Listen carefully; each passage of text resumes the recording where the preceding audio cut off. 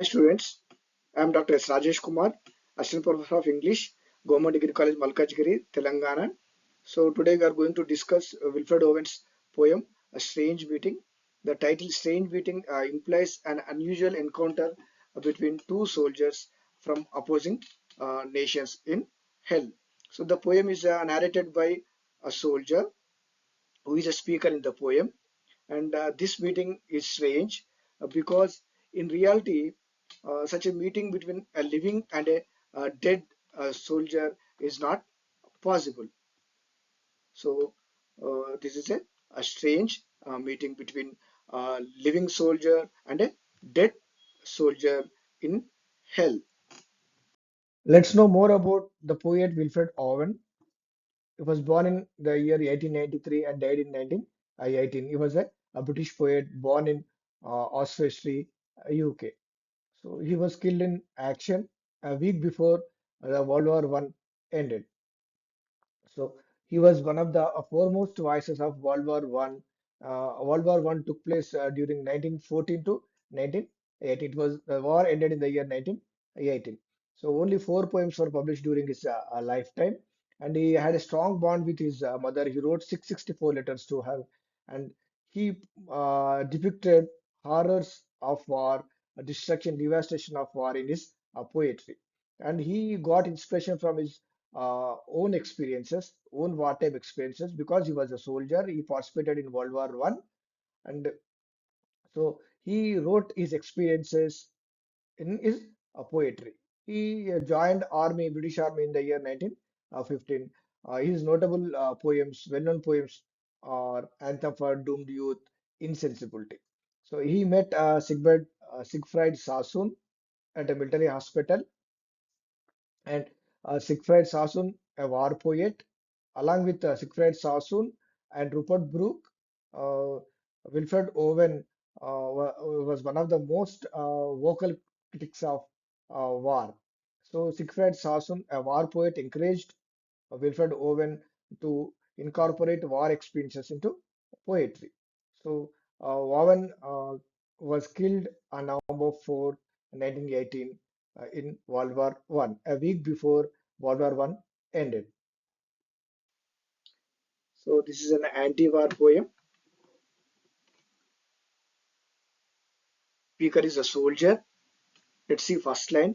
It seemed that out of battle I escaped. So the speaker has seemingly escaped the horrors of battle down some profound dirt tunnel long since scooped. So he finds himself in a dark dirt tunnel through granites which Titanic wars had groined. So the tunnel, it was created by the Titanic wars. So it was completely with granites, stones. It also, here Titanic wars suggests the immense scale and destructive power of wars. So it huge was.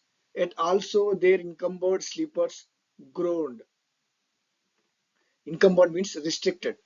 So there the speaker, soldier speaker finds many casualties, a number of casualties, and many people, many soldiers uh, lying dead in the tunnel. So they were moaning. They were making deep, long sounds with a great pain. Too fast in thought or death to be beasted. Beasted means to become active after a period of rest. Here, the soldiers, the people, they were deeply affected by the war, and they are unable to react. Then, as I probed, here high is speaker soldier, so he wanted to know who who are they. One sprang up and stayed. So suddenly, one soldier suddenly awakens, recognizing with piteous recognition in his in fixed eyes. So one soldier suddenly awakens, recognizing the speaker with a look of pity and despair. So he stares at the soldier speaker, listening wistful, distressful hands as if to bless. So uh, the soldier who awaken lifts his hands as if to bless. So there is the gesture of a blessing. So it suggests that sharing humanity and recognition of shared suffering. And by his smile, I knew that sullen hall.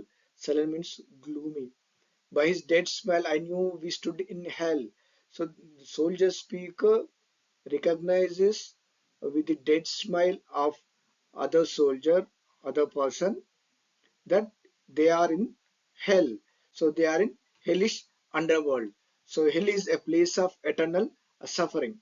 So it's a dark, a deep, a dark area, and it's a place of suffering. With a thousand fears, that vision's face was grained. So the speaker sees the dead soldier's face, that he sees a thousand fears in his face. So the phrase "a thousand fears" suggests that the horrors of wars, the destruction of wars, the destruction caused by wars in the face of the dead soldier. Yet no blood reached there from the upper ground. So they are in the hell. They are they are in a tunnel. The bloodshed, the bloodshed which took place on the earth is not reaching the hell, the underground. And no guns thumped or down the flues made moan. So here the sounds of war are absent. So here the sounds of war are absent, and also the blood is not reaching the tunnel. So here it suggests that the isolation and silence of the place. So it's a hell. Strange friend, I said. The speaker addresses the other person as strange friend. Here is no cause to mourn. So he tries to comfort the dead soldier not to worry. None, said the other, save the undone ears, the hopelessness. Here, the undone years represent the last potential and unfulfilled dreams of the soldier, dead soldier. So the dead soldier wanted to do many more things, but now they are unfulfilled dreams. So he lost so many years. So he died as a young man. The other soldier speaks to the speaker. Was my life also? I went hunting wild after the wildest beauty in the world. So other soldier reveals that they shared a common desire for beauty and meaning in life. So the pursuit of wildest beauty, it was a desperate attempt to find solace in uh, chaotic world, which lies not calm in eyes or braided hair. So the phrase braided hair suggests a woman. So it's not found in superficial things, not in conventional things, so not in the beauty of woman, but marks the steady running of the hour. And if it grieves richlier than so here the pursuit of beauty is ultimately futile. So the soldier's grief is intensified by the knowledge of the lives lost in the war, the suffering caused by the war. For by my glee might many men have laughed, and of my weeping something had been left. Glee, happiness. So he spent happy days with family, with his friends. So his their laughter and fears could have brought a joy and comfort to others. but they are now lost forever because the soldier is dead now, which must die now. So the dead soldier continues his speech. He speaks to the speaker, which must die now. I mean the truth untold. So here the truth untold is the a true cost of war, the suffering and loss that cannot be fully expressed here.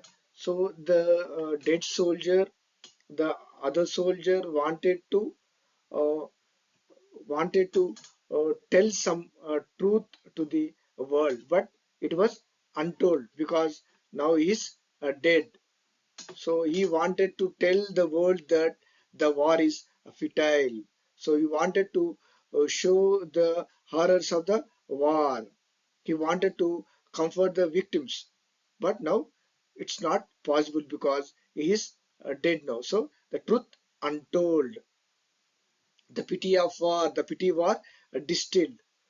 Now men will go content with what we spoiled, or discontent boil bloody and be spilled. So here the other soldier, the soldier fears that the future generations will accept the spoils of war, the spoils of war. So the destruction of war without fully understanding its consequences or its true cost. They will be swift with swiftness of tigress. So here, tigress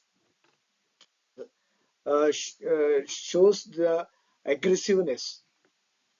So here, the soldiers jump into the war as swift as uh, tigress.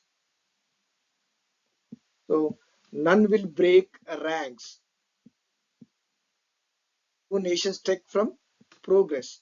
So here, the line nations trek from progress suggests that the countries they are lagging behind, and also uh, they are not progressing because of war. So war causing so much distraction, but none will break ranks. So nobody is speaking against war, and nobody questions rulers of waging wars. So next, courage was mine, and I had mystery. Wisdom was mine, and I had mastery. So the soldier reflects on his own courage and wisdom. But he had wisdom and courage, but now it is wasted in death. Now he is dead. So it is his courage and wisdom has is a waste now. To miss the march of this retreating world into vain citadels that are not walled. So the citadels are fortress that protects and commands a city. So citadels, the forts without walls. Here it shows that empty goals of war. So war has no big purpose. They are futile. They cause a destruction to the mankind. So that's why he called into vain citadels that are not walled. Then, when much blood had clogged their chariot wheels, I would go up and wash them from sweet wells. So clog. So uh, after war, the dead soldier wants to clean the blood which is attached to the chariot wheels, which was clogged to the chariot wheels, with his with the water he wanted to wash up. So this shows that the speaker, the dead soldier, wishes to cleanse humanity with deep truths. So he wanted here the clogging of blood chariot wheels. It symbolizes violence, which is halting the progress. So he continues, the dead soldier, or the other soldier continues his speech. Even with truths that lie too deep for taint, I would have poured my spirit without stint. So, the speaker wishes to cleanse humanity with deep truths. So the truth was that war is futile. So war causes so much destruction. So, but not through wounds, not on the cess of war. Here, cess means attacks. So it is metaphorically used. Here, cess of war is cost of war. But he doesn't want at the cost of a war. Yeah, he wants to avoid the war. Four heads of men have bled where no wounds were. So here, the four heads of men bleeding without wounds. It reflects psychological suffering, psychological scars on the people. I'm the enemy, you killed my friend. So, dead soldier says, I'm the enemy, you killed my friend. So, here the other soldier reveals himself as the enemy. He belongs to uh, opposing country. He is an enemy to him, and he was killed by the speaker. I knew you in this dark, for so you frowned. So here the enemy soldier recognizes the speaker. So yesterday threw me as you jabbed and killed. So yesterday the speaker killed him. So the speaker says that you killed me in the dark, and I can recognize you. You were my friend. So here the my friend shows empathy and shared humanity despite enmity in life. Though they belong to opposing countries, here the dead soldier addresses him as my friend. So he was killed by the speaker yesterday. I parried, but my hands were loath and cold.